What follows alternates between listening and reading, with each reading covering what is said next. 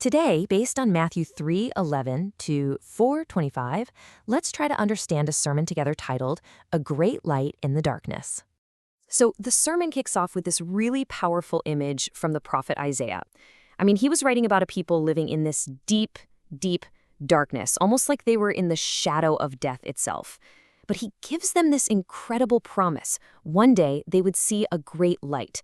And what Matthew's gospel tells us is that this promise came true when Jesus arrived.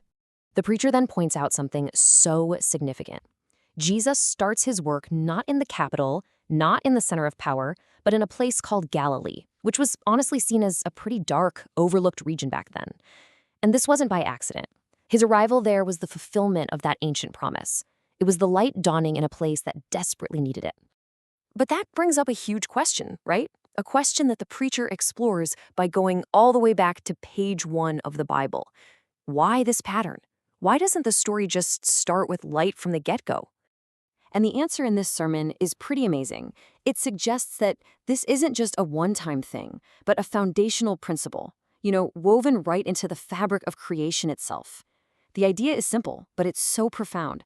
Darkness comes first. It's not a mistake, it's the blank canvas God uses to create. The preacher then walks us through the step-by-step process of creation, and you can really see this principle play out. It all starts with chaos, right? Formless and empty. Then darkness is covering everything. It's only after that that the Spirit of God starts to move, getting everything ready for that final amazing command, let there be light. So here's the crucial point. Before the Word ever speaks light into existence, God's Spirit is already there, active, working in the darkness. You had darkness, you had water, and you had the Spirit. Darkness wasn't empty. It was the space where the Spirit was at work. And this is where the sermon really connects that ancient creation story right to our own lives. Because this isn't just about how the world was made, it's a pattern for the human experience. This idea of darkness coming before light is presented as a path that many, many people have had to walk. The preacher shows us how so many heroes of the faith first had to walk through a really profound period of darkness or trial. Just think about it. Abraham, sent into the complete unknown. Moses, a fugitive in the wilderness for 40 years. Job, losing literally everything. Paul, struck blind, and Peter facing his absolute deepest failure. Each one of them had to face a profound darkness first. And this just perfectly illustrates the sermon's whole point. These periods of darkness are not a sign that God is gone. No, they're the very place where his Spirit is at work, ready to bring something new to life. So what if all that wandering, that waiting, that failure, what if it isn't a dead end, but the very place where the Spirit is preparing a new dawn in our lives? Now, this pattern of darkness then light doesn't just apply to our circumstances.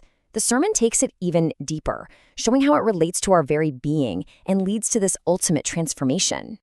To explain this, the sermon uses this fascinating comparison between the first man, Adam, and Jesus, who the Bible calls the second Adam. Think of it like this. Adam is the first version. He's from the earth, he has a physical body that will perish, and he came first. Jesus, the second Adam, is a whole new thing, a spiritual, life-giving existence from heaven, and he came second. This comparison just drives home that divine order. The natural, earthly body comes first, and then it's followed by the spiritual, heavenly one. The pattern holds true. The physical, the perishable, the darkness of our mortal state has to come first to make way for the light of the spiritual body. And this transformation, it's the ultimate victory over death itself. The preacher highlights this with that powerful, triumphant verse from 1 Corinthians. The dawning of the spiritual body is so complete that it just swallows up death. The ultimate darkness is totally overcome by the ultimate light. So this whole journey, from darkness to light, from a physical body to a spiritual one, it all finds its ultimate fulfillment at the very end of the Bible. The whole story is moving toward this one final incredible conclusion. In today's sermon, it's explained that God's entire plan, from Genesis all the way to Revelation, is like one huge project to bring his people into a world with no more darkness. Just look at the progression. In Genesis, we get the sun and moon to light our way.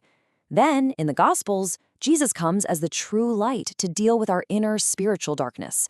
And the final stage, promised in Revelation, is a world where there's no more night at all, because God himself is the light. This is where it all leads. this beautiful final promise for everyone who is in the light. The project is complete. The temporary lights, the sun and moon, they're not even needed anymore. Because the source of all light is present, and darkness is just gone. Forever.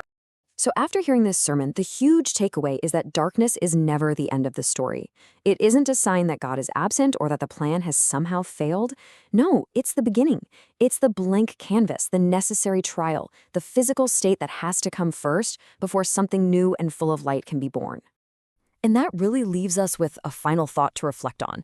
If the sermon is right, if darkness is the necessary stage for God's Spirit to work and for a new light to dawn, how might that completely change the way we look at the dark and difficult times in our own lives?